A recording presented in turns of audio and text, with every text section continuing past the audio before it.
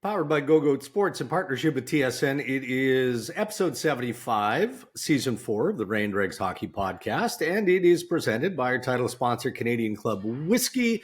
And this one effectively, Ray, is an Ask Ray and Dregs Anything special edition. And we're going to dive right into a series of questions from all of our faithful followers here. Awesome. Those that watch us on our YouTube channel, Ray and Dregs, in just a moment. But you know, aside from everything that's going on, I mean, the Calgary Flames seem to be as hot a topic now as the Winnipeg Jets were, leading up to this week with all these players in play, and Tyler Toffoli wants out, and he's not going to anyway. Let me just say something real quick about that. So Sure. It's almost like what happened last year in Calgary. Yeah. Right? When Brad Treliving was dealt a hand short of a few cards, and you're like, man, I got to do the best I can with it, right? Yeah. So the players that want out, you can't fix it. So you have to try to make the best of it that you can. But in part, this has to happen in Calgary. It felt like a refresh and a rewash was needed. Yeah.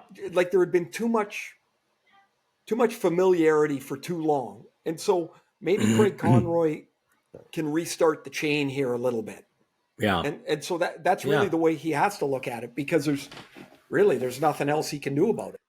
Not really. And as you suggest, I mean, he made it clear when he took over the post as GM, he wasn't, saying that Treliving made these enormous mistakes. It's just that how bad he felt in the moment, right? When he recognized, when Gaudreau is leaving and now you're pinned with Matthew Tkachuk and you're getting nothing back. Well, they got a good amount back, obviously, in Huberdeau and Uyghur and in the Matthew Tkachuk saga. So anyway, there's a lot going on around the NHL, man. My head is buzzing, and it's probably going to stay that way for the next, I would say 10 days or so, which is fine.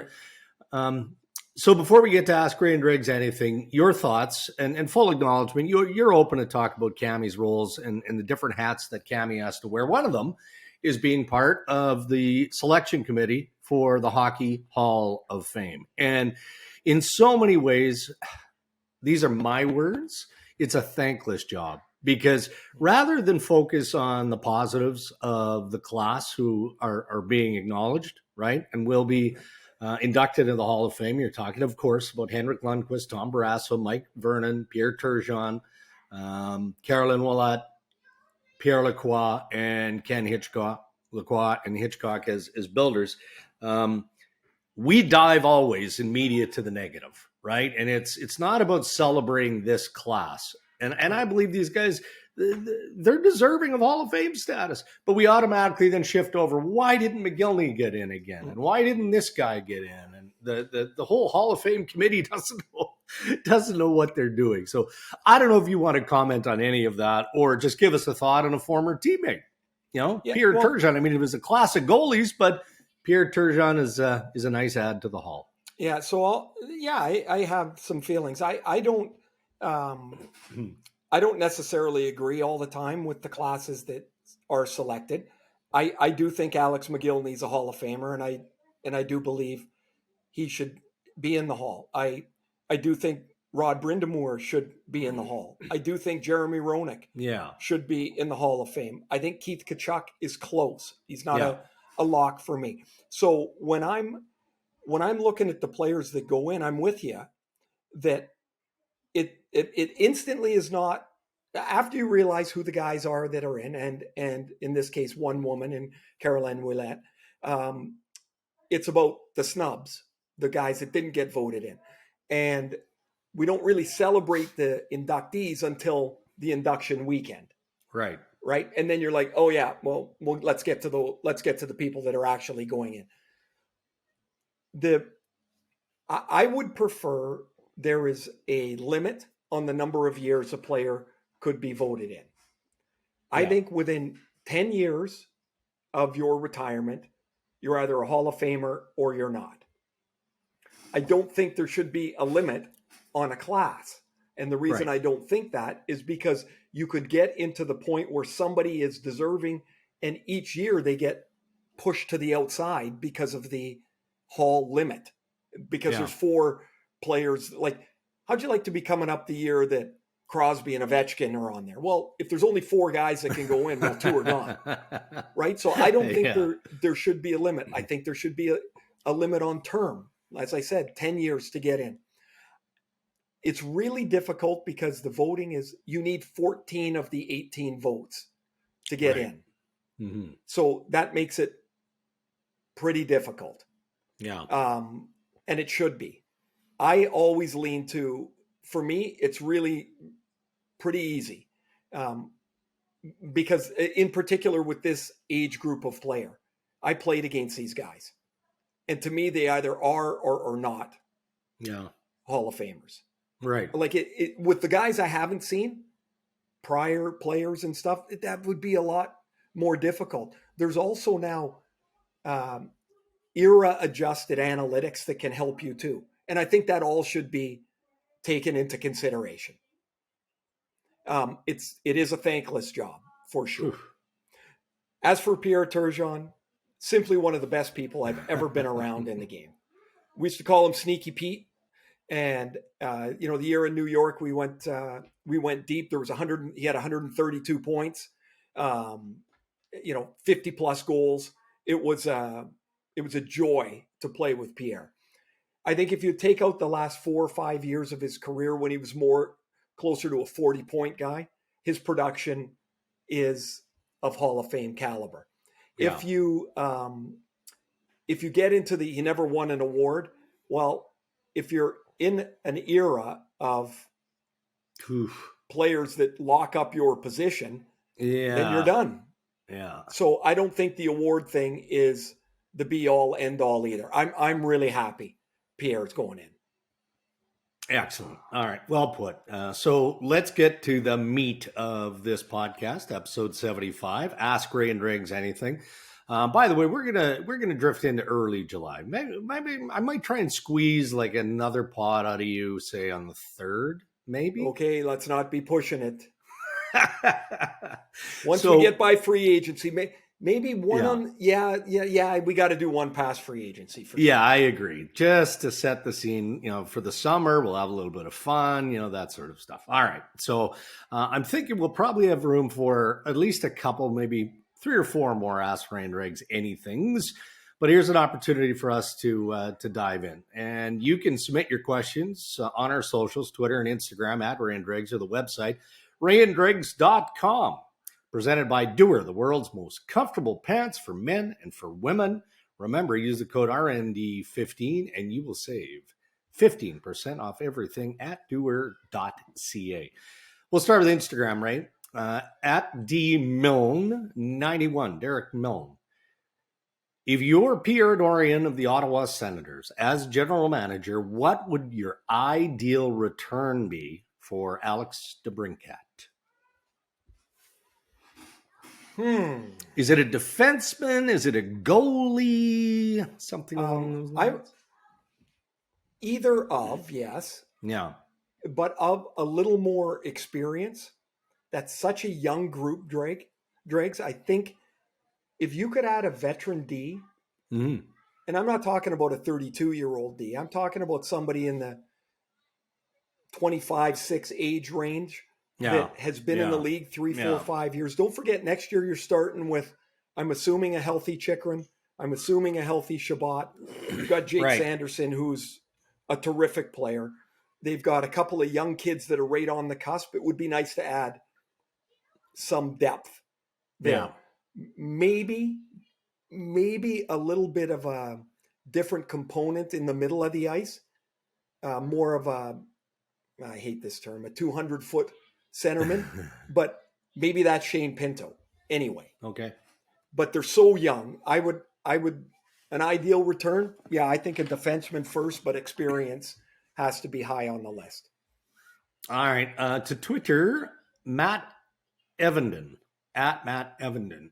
Should, not will, the Buffalo Sabres make a splash? Or should they keep saving for future extensions? This is a long-time suffering Buffalo Sabres fan who recognizes, Matt does, that this team has made strides. There's no question about that.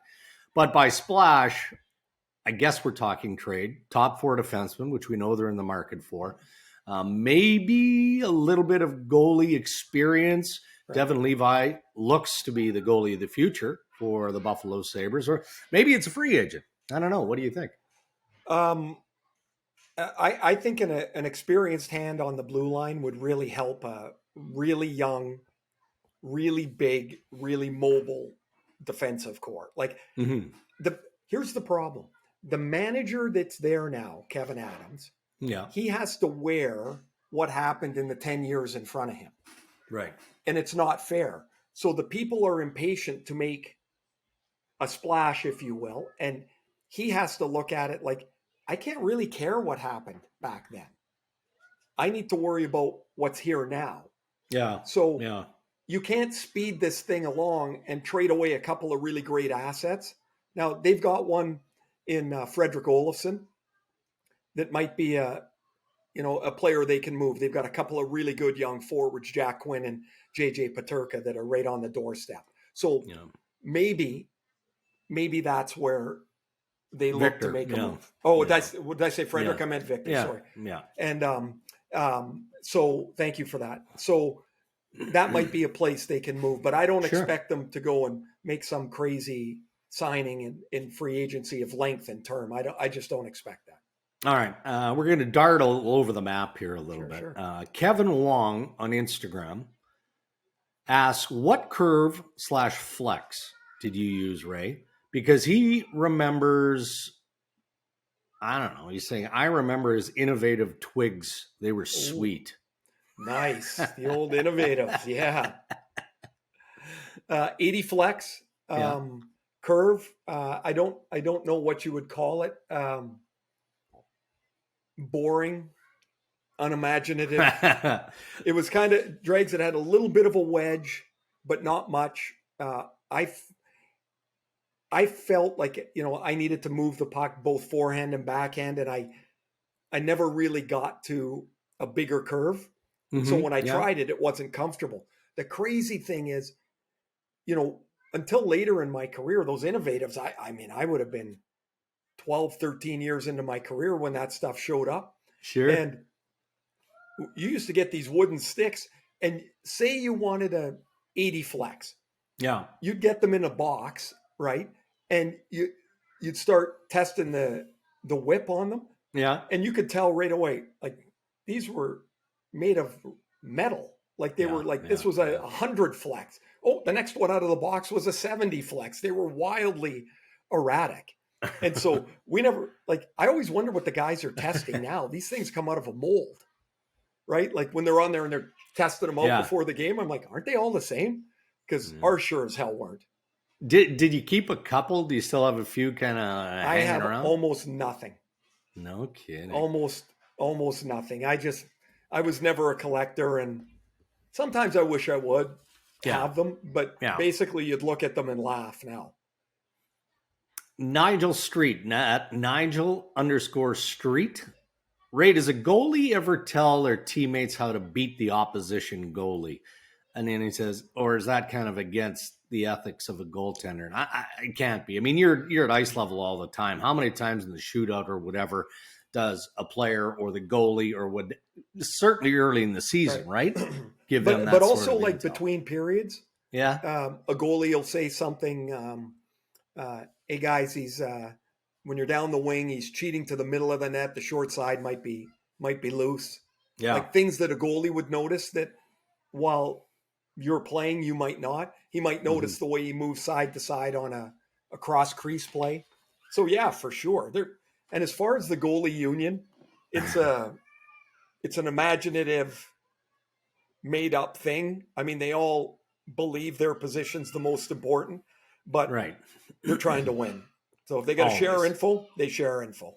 Hey, remember Larry? Larry sent us a note, but it was asking how to submit a question to. Yes, that was outstanding, by the way. Did he get back? Is Larry back? Yes. Larry, love it. Yeah. So Larry says, Ray, I've been curious about this for a long time. When you look back at Western Hockey League scoring leaders over the years, you see names like Hodgson, Debrincat, and many others that were top 5, top 10 in scoring multiple years in the Western League.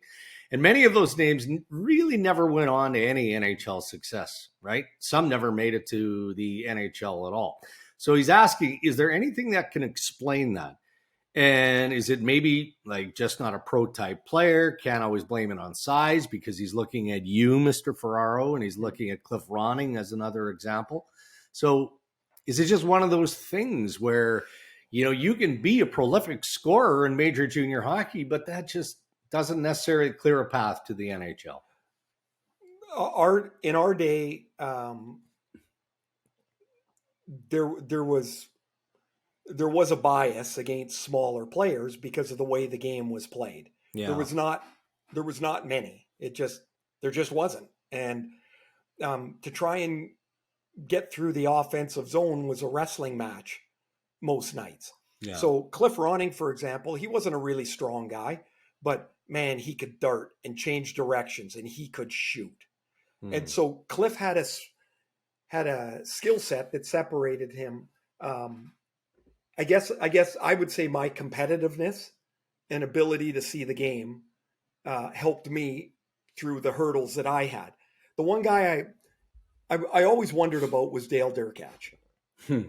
Like Dirk was small, and maybe he was a little bit too small even to get that real look, but that guy could play. Mm-hmm. And he wasn't fighting tough, but he was tough on the puck. Yeah. And there wasn't a thing that he really couldn't do. Yeah. I was always surprised that he never broke through somewhere. I'm telling you, in today's game, Dale Debrincat would have been an NHL player. Interesting. So they put it this way, a big guy, they can overlook something. Yeah. A little guy, that something stands out as a red flag. Okay, from Garnet Ferguson, and Fergie, speaking of goaltenders, a minute or two ago, Fergie was one of my minor hockey goalies. I'm sure it's Garnet Ferguson. Wasn't bad. What's the scouting report on Fergie? Langeberg Warriors basically played every game. I think we only had one goalie. We didn't have. Okay, hang on. Langeberg, was that Kelly Buchberger? Yeah, he was older. He's a year older. Yeah. Okay, so he didn't have to. Bucky was going to miss the net anyway. So yeah, Bucky got out of Langeberg early. The rest of us just toiled, and he went on to greener pastures relatively early. So Fergie's question is, do you think the league and the Players Association will tighten up the salary cap issues with players being held out of the regular season and playing in game one of the playoffs? And it seems that, this has happened in 2 of the last 3 Stanley Cup champions. And he says, I would think that all but 22 players each year would be for this change. And I've revisited this with the head office of the league because I know, Ray, that managers, a number of them, not all of them, maybe not even many of them, have wanted the league to at least consider, moving some form of the salary cap through the playoffs. Because right now, nobody's cheating. People have to dismiss that. The NHL monitors this stuff very, very closely. They did with Kucherov and the Tampa Bay Lightning. They certainly did with Mark Stone and the Vegas Golden Knights, and on and on and on it goes. I guess I'm a bit surprised because I didn't add up the salary cap of the Vegas Golden Knights. It would have been big, in terms of the postseason. Clearly it would have been big, right? So I'm wondering why, other than you'd have to break open the collective bargaining agreement, which the league never wants to do, because then you have to give something back to the players. But it does kind of feel like it might be time for something like that, right? To have some form of cap protection in the postseason. I think it's ridiculous they don't. How can you have an $81 million salary cap? Yeah. And then a team ice a lineup that's $93 million in the playoffs? Yeah. So, I've read it several places, and frankly, I agree with it, is the thought of on any given night, your 20-man roster cannot exceed the salary cap. So there is in the play or in the regular season, of course, it's 23-man or 22-man, whatever you choose to, that's $81.5 million as per this year. So now you get 2 free players basically. So your roster could be 93 million, but your game lineup can't be more than 81 and a half. And to me, I think that's probably a realistic target to attempt. Okay. From Jesper Grandmeyer from Sweden. Okay. For Ray, what period was tougher to play in the NHL? The 80s or the 90s? Now, he says, living in Sweden, there was close to no NHL coverage in the 80s, but in the 90s and with the internet, that clearly changed. So his view is that the 90s were tougher and quicker. Right or wrong? He loves the show. So thank you, Jesper. Well, okay, so tougher is 2 different things. In the 80s, there was way more wildness to the game. Like there were nights that were like, I played in the last half of the 80s. There were still nights of lunacy in there. Like it just ridiculous. But it was harder to play in the back half of the 90s. Yeah. Once New Jersey won and people figured you could choke the life out of the game because there were no penalties being called, that was by far the most difficult time to play. The players were big. Physical play was at a premium. I know there was a rule book because we saw it, but it was called in a rather open manner. But to Jesper's point, that was by far the most difficult time to play. Nice. All right. At PCron4, if you could have a team with 20 of only one player from the entire history of the NHL, who would you pick? Now, he's saying 20 Mario Lemieux could beat a team of 20 anyone else. That's what he's saying. 20 Gretzky's would be pretty good. How about 20 Bobby Orrs? I go to Bobby Orr first because I played against Mario. 20 Marios would not be a defensive juggernaut. And I don't even know if Mario could skate backwards. He always had the puck. What the hell do you have to go backwards for? Exactly. I'd go with 20 Bobby Orrs, I think. Interesting. And it's interesting because then you got to go across eras. Like, would you take, okay, Dregs, this is a cool question. Yep. Would you play 20 Connor McDavids or 20 Cale Makars? Because you still have to go backwards at some point. Right. I think it's easier for the defensemen to go forward than the forwards to go back. Both guys super quick and nimble too, right? That would be that's a phenomenal comparison right there, McDavid and Makar. Like how it would be interesting to see who can because it would really be about who can defend, because going the other way is not the issue. I don't remember watching Connor McDavid skate backwards. Well, he shouldn't. I'm sure he can, but I assume he can. But why would you do that? Okay, another fun one for you. Well, for both of us. It comes from @Brandon Cruiser. Have either of you ever had a job / team that you just didn't want to get out of bed for? Job or team? Well, job. You can do both if you want. Yeah, I mean, job. I really only had one job outside of hockey, and that was working for my dad. And I piled blocks all day, 8 hours. Not that I know this, but 3,240 blocks that weigh 40 pounds, 8-inch. But you were chiseled, man. You were ripped. There was no need to go to the gym. From age 16 to 19, I did that thing every day of the summer. And when the machine broke down and they had to repair it, Dregs, it was like Christmas. Oh, it was such a break. Like a full day off, or you still had other chores around? Oh, there was always stuff to do. We'd ask, hey, is there any reason we could go home today? No, we're going to go fix pallets. It was brutal. Anyway, but I would say for me, no. Even that 14-win Atlanta team, that was fun. Like, it wasn't fun getting our teeth kicked in all the time, but man, we had a lot of good guys on that team. Like, we had a lot of fun. Yeah. So I'm lucky. The answer's no. Yeah, good for you. And I was expecting that. I really was. For me, I mean, I've been working in this business in media since I was like 20. Yeah, I worked in the farm, grew up on the farm. But I didn't loathe it. I didn't hate it. I drove around in a tractor all day. I had the stereo. We had air conditioning back then, Ray. I mean, it wasn't that tough a gig.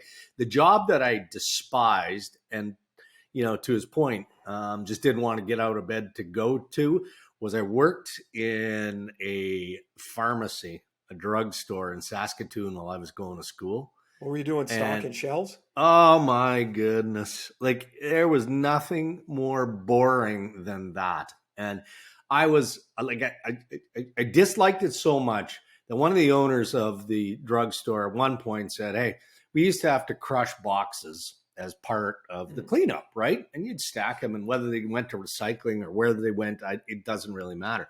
But on one particular day, the owner came out and said, okay, well, you guys are done crushing boxes. There's a bunch of garbage here in the alleyway. Can you guys clean the garbage up? Like you can't have garbage laying around. I'm like, nah, I don't do garbage. Come on. I quit. You quit?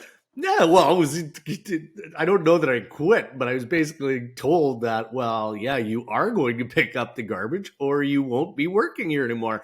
And I basically took my apron off or whatever and said, well, I guess then I'm done, and walked out.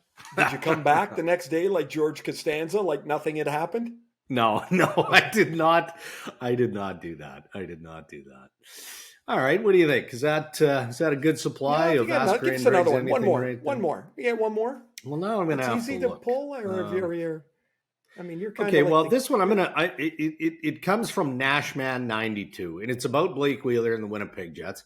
So the initial question was, will Blake Wheeler try to join a team that would be tenable to him getting 1,000 points? Well, the obvious answer is, of course.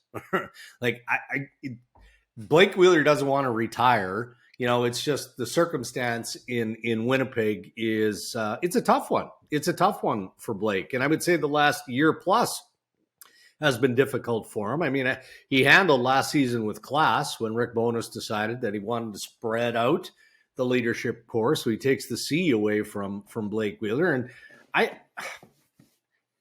he's not as mobile as he once was. I mean, that's abundantly clear. He's not going to play another year in Winnipeg. So he's getting bought out in some fashion. Maybe he gets traded and another team buys him out, but he's not going to be back in Winnipeg. So anyway, I guess how do we twist the question to a point where we're answering his question? Do you think that he's going to land on a team next year? Maybe that's the best way, because I would think he'll want to. Well, then the want and the execution of that will come down to one thing: what's he willing to play for? Right. Because there's with almost any player, certainly of Wheeler's pedigree, there's a price point that a team will say, yeah, that's good. That's like Corey Perry's played for $1 million for the last few years. Each year. Yeah. Because he wanted to still do it. If he decided, no, it's not enough money, then he would have retired. Yeah. And, that's something, but he had a chance to win. Yeah, sure. And so I would assume for Wheeler, there would be a deal. I'm not saying it's at the minimum, but because he's still going to have money that he's bought out with too. Yeah. But a lower end deal, a 1-year deal with a good team. His role would not be a top 6 role. Right. And does he want to do that? He's the only guy that can answer that. Yeah. All right. Well, and look, I mean, since we're talking buyouts, I mean, it is going to be interesting. We talked about Oliver Ekman-Larsson and that buyout with the Canucks earlier in the week in episode 74. And I touched on an insider trading tonight. I mean, he's not eager to leave the Vancouver Canucks. I don't want to put it that way. He's eager to see what sort of new opportunities are going to come his way. And he's going to have them. And he's going to have them. Yeah. If there was a way to rework a contract, you'd do it. You would do it. The collective bargaining agreement is, this is the contract. Here are the avenues to get out from underneath it. And none of them say we can renegotiate it. No. So that became that you get into the dead end, and that's what Vancouver chose. And a new team will look at a free agent and say, same thing as Wheeler. We can pay him X number of dollars because we think you can do this. Are you into Yeah. it or not? Yeah. And if Oliver Ekman-Larsson wants to play, he'll play. Yeah.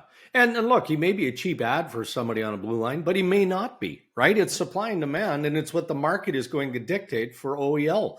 Maybe it's a 1 year, maybe it's a 2 year, maybe it's a 4 year, and the money is more substantial than what some people think. I mean, that's what free agency now is. Well, I would say, about. look at what happened with Ryan Suter. Yeah. Yeah. He got bought out, and he signed I thought, a pretty substantial deal in Dallas. Agree. Yeah. And now he's at a point, I think he's 37. Yeah. And that deal is pretty bitey right now. And so, they're in a tough spot. So you have to be careful, as we know, with the players as they get older, as to what they can give you for what you have to pay them.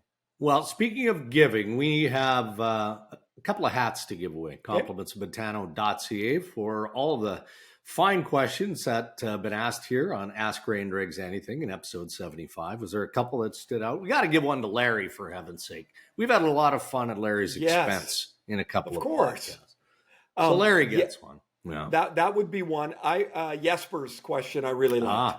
Okay, very good. The comparison of quote unquote toughness, either the 80s or the 90s, right? Correct. It's going to cost us like $150 to ship it to Sweden, but that's okay. We're kind of a big deal.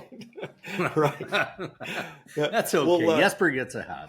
Well, you know what? Maybe we could find one of our Swedish acquaintances and somebody, a player or an agent or somebody that's heading back there and say, hey, can you carry this back and then ship it from there? Good luck with that. Yeah, good luck. No chance. These things are a hot commodity.